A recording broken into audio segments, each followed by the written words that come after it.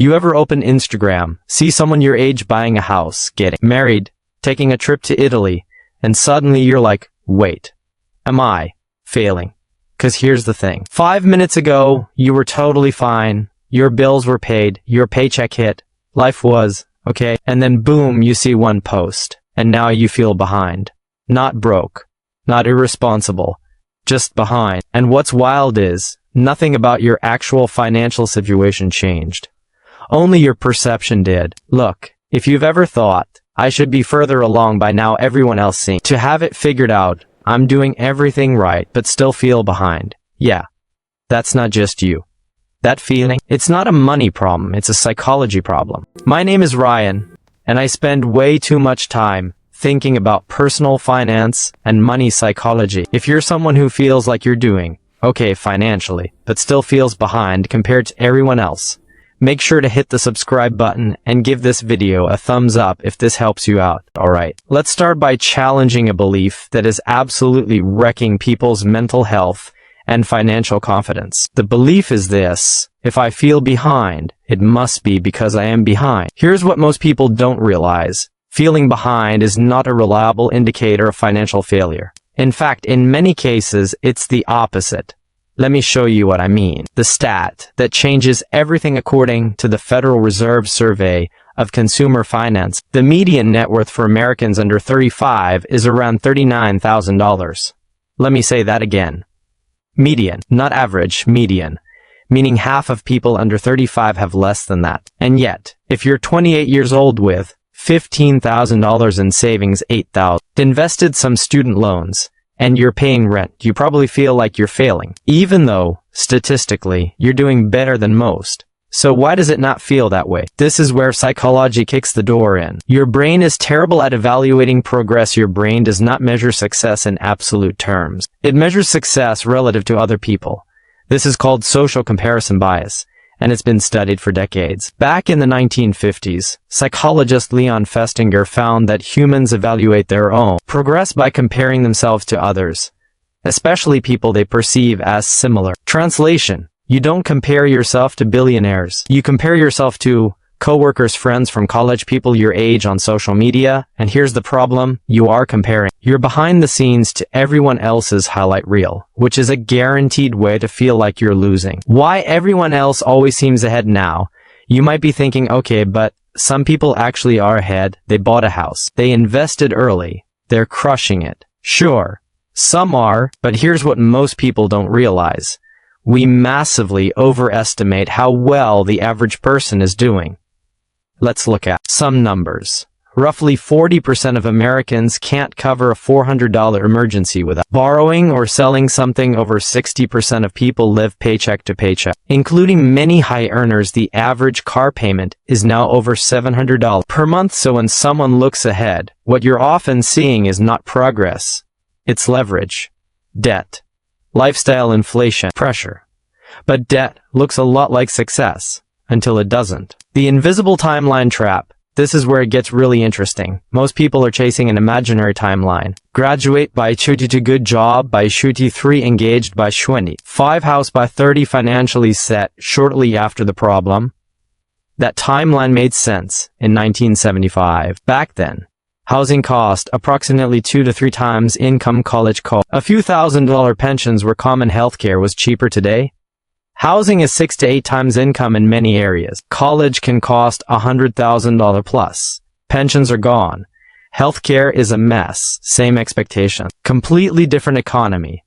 And yet people still blame themselves. Why doing the right things feels like it's not working. Here's a story I hear all the time. I'm saving. I'm investing. I don't spend like crazy. So why do I still feel stuck? Because progress at the beginning is boring and invisible. Let me give you an example. Say you invest $500 a month. Year 1, you put in $6,000. Your account grows to maybe $6,300. Wow, amazing, life-changing. That's sarcasm, by the way. Year 10, you've invested $60,000. Your account might be worth $85,000. Still doesn't feel insane. But year 20, that's when compounding starts doing the heavy lifting. The problem is, your brain expects linear results. Money grows exponentially. So in the early years, it feels like nothing is happening. even when everything is working exactly as it should. The emotional cost of feeling behind doesn't just hurt your confidence. It actively sabotages your financial decisions. People who feel behind are more likely to take unnecessary risks, chase hot investments, overspend to feel successful, give up entirely because emotionally it feels pointless to keep going. And that leads us to the most dangerous mistake of all. How to realize you're not behind and what to do about it. Alright, so now we know why you feel behind, even when the numbers say you're not. But knowing why doesn't automatically make the feeling go away. So the real question becomes, how do you actually stop feeling behind without lying to yourself or lowering your standards? Because I don't want you to just cope. I want you to see reality clearly. And that starts with redefining what progress actually looks like. Hashtag the single most important reframe. Here's what most people don't realize: the biggest reason you feel behind is because you're measuring progress from the wrong starting point. Most people measure their financial life like this: where am I compared to where I think I should be?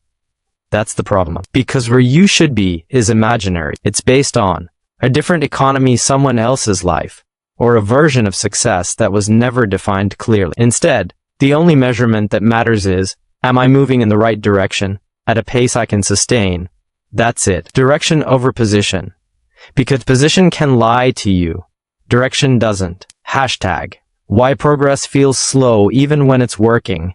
This is where it gets really interesting. Your brain is wired to notice changes, not trajectories. That's why a $10 raise feels exciting, but saving $10,000 over 3 years feels underwhelming because progress in money is gradual, not dramatic.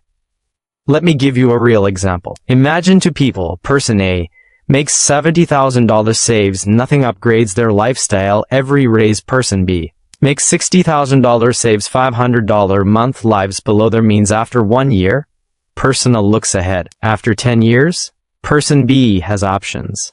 Person A has obligations. But here's the psychological problem.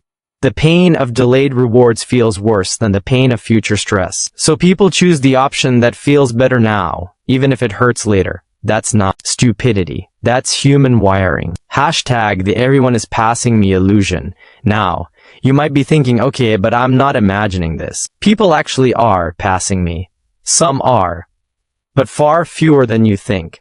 Here's why. Most financial milestones are front-loaded with debt. House, mortgage, car, loan, lifestyle, credit cards. So when someone hits a milestone, it often comes with higher monthly obligations, less flexibility, more financial anxiety. But you don't see that part.